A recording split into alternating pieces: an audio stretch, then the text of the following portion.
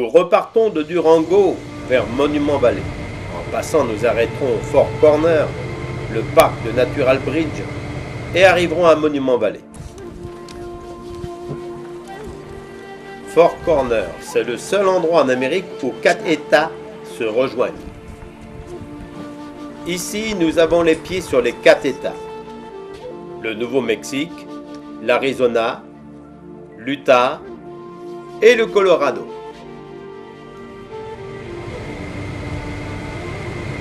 C'est le prospecteur Case Height qui découvrit en 1883 ce parc avec ses ponts.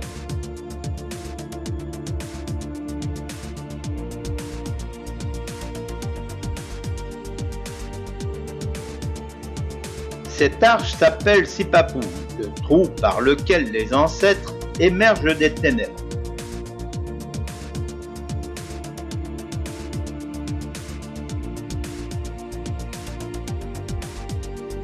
D'anciennes habitations Hopi sont présentes sur le site.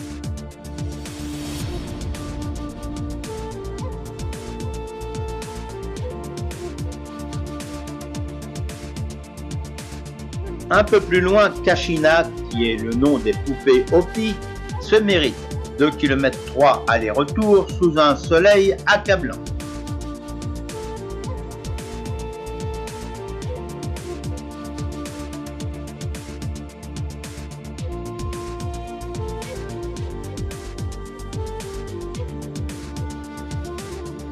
La dernière, Owakomo Bridge, signifie butte rocheuse, d'une hauteur de 35 mètres, longue de 60 et d'une épaisseur de 3 mètres.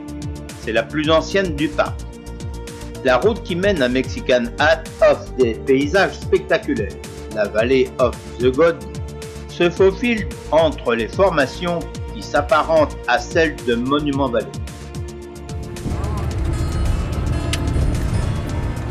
Tu vois plus la route. Nous sommes dans un Monument Valley en miniature, avec ses couleurs ocre et ses fabuleux rochers.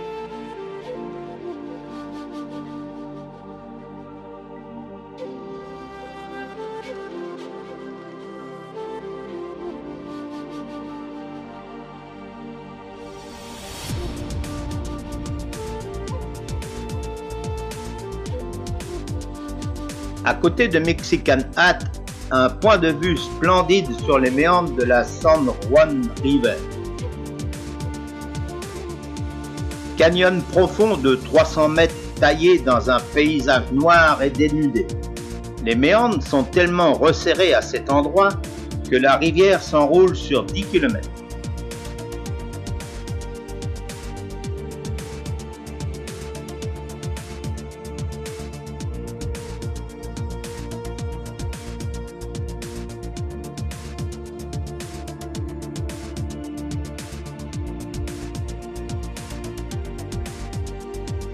Avant d'aller visiter le parc de Monument Valley, nous découvrons la vie dans un hogan.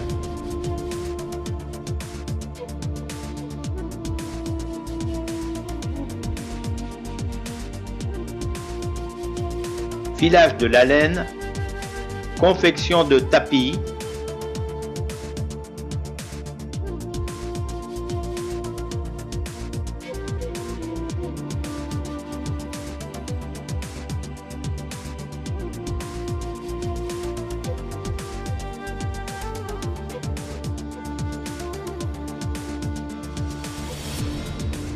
pilage du maïs afin de faire de la farine pour le repas.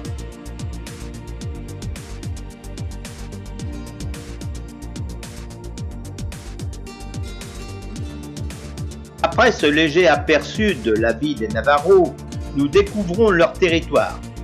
Nous avons pris l'excursion de la journée, c'est pas donné, $80. Mais l'avantage c'est de voir des ruines Anasazi, des arches et des ponts naturels que les tours opérateurs ne voient pas.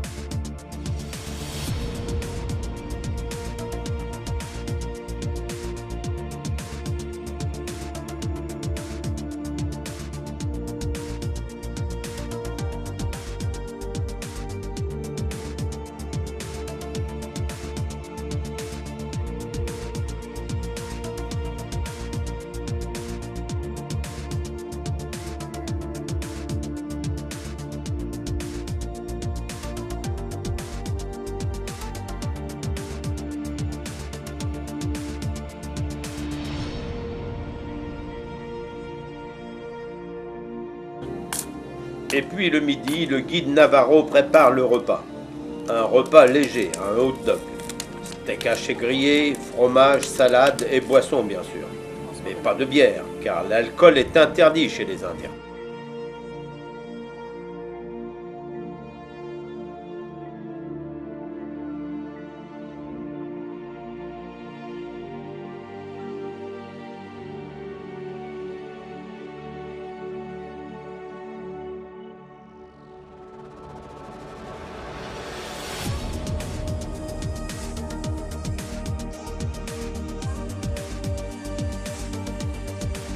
Souvenez-vous des grands westerns de John Ford. Eh bien, c'est Monument Valley, l'un des phénomènes naturels les plus extraordinaires des États-Unis. Le jeu des couleurs variant du rose au violet, les paysages n'ont pas changé. Il ne nous reste plus qu'à imaginer les cow-boys jouant du lasso et les Indiens lançant leurs cris de guerre.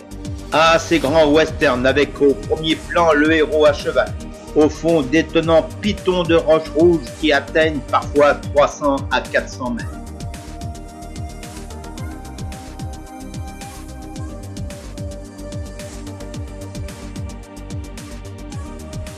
La vallée est peuplée d'Indiens Navarros qui vivent de l'agriculture et de l'élevage de moutons, ainsi que la vente d'objets artisanaux, bijoux en argent et couvertures tissées. Dans The Eager Sanction en 1975, on voit Clint Eastwood escaladant les 273 mètres du roc Totem.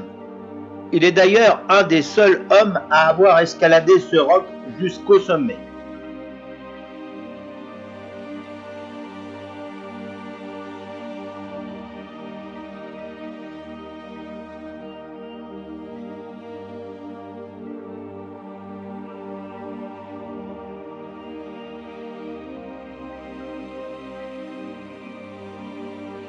Monument Valley est un lieu mythique dans l'histoire du cinéma.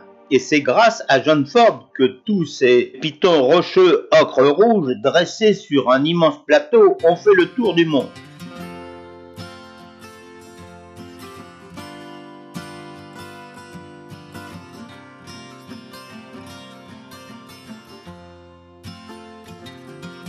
Cadre naturel continue de nos jours à inspirer les cinéastes.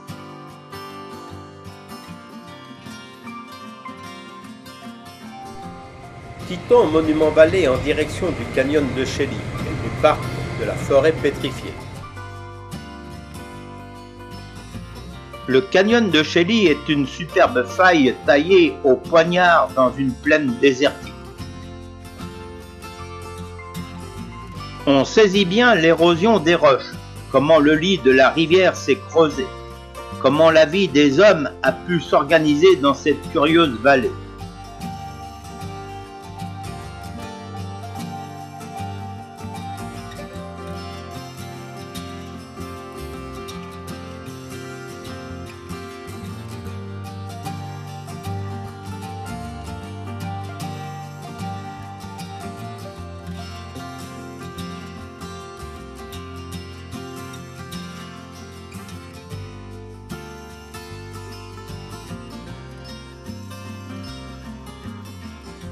Au fond de minuscules champs verdoyants.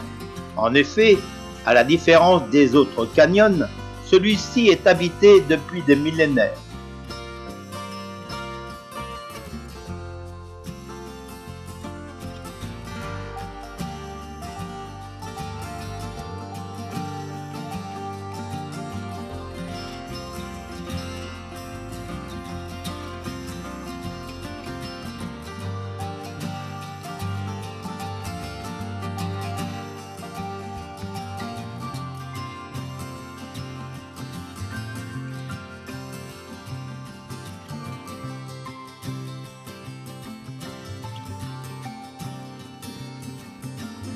On y trouve des ruines des villages Anasazi, datant de 350 à 1300, premiers occupants de la région, que les Navarros appellent respectueusement ancêtres.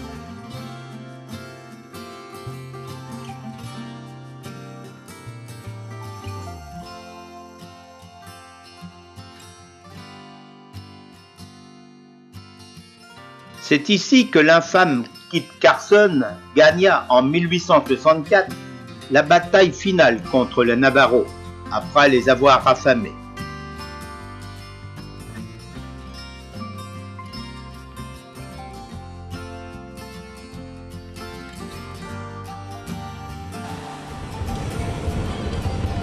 Avant d'arriver à la forêt pétrifiée, Pintette Désert nous offre de jolis points de vue sur ce plateau avec des couleurs qui vont du brun au rouge en passant par du blanc.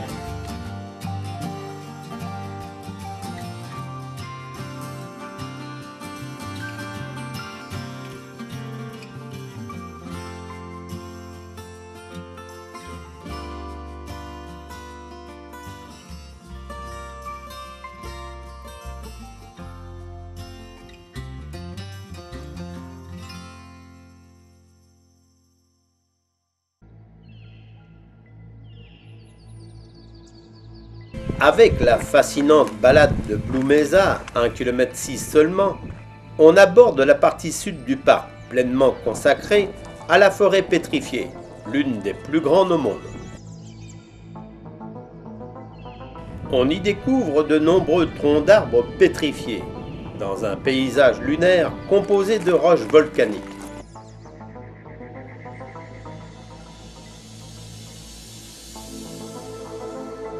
Tous ces troncs d'arbres sont aujourd'hui transformés en quartz et abordent de superbes couleurs rouge, jaune, orange, marron, ocre.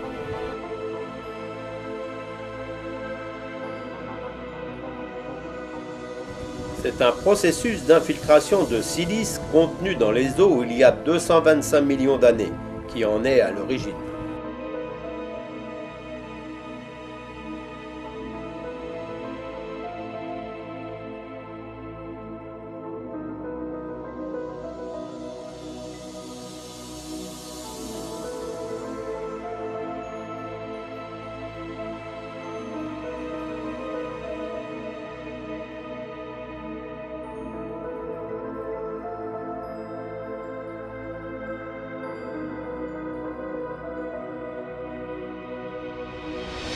Nous avons eu de la chance, ce lézard aux couleurs chatoyantes nous attendait pour une prise de vue.